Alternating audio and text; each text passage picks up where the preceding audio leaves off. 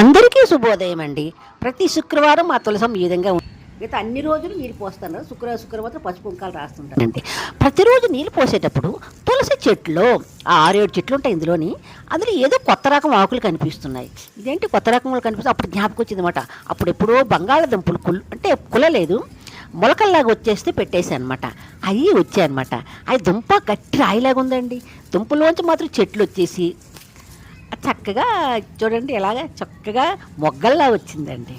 మీరు ఎప్పుడైనా తులసి బంగాళదుంప మొగ్గలు, బంగాళదుంప పువ్వులు చూశారండి? 3 కూడా ఇప్పుడు చూపించేస్తానండి. ఈ దుంపల కూర అంటే ఇష్టపడని ప్రజలు ఉండరు. పిల్లలకి ఎంత ఇష్టమో దుంపలు చేసి చిప్స్, ఈ దుంపలతో రకరకాల వెరైటీలు చేస్తారు. ఇది కుళ్ళిపోయింది కదా, నేను మొక్కల్లో వేసేది బలంగానే పెరిగి 4 చెట్లు వచ్చాయండి. చాలా బాగుంది. సరే ఉండనీలే అనేసి రోజు రోజుకి నాటి నీళ్ళు వేస్తున్నాను. చూడండి పువ్వు చూడండి ఎంత అందంగా ఉంది. ఆ పువ్వు వంగ పువ్వులాగే ఉందండి, వంకాయ పువ్వులాగే వచ్చింది. ఆ తర్వాత ఎప్పుడు దుంప పండుతుందో ఏంటో. థ్యాంక్ యూ అండి, మమ్మల్ని ఆదరించండి.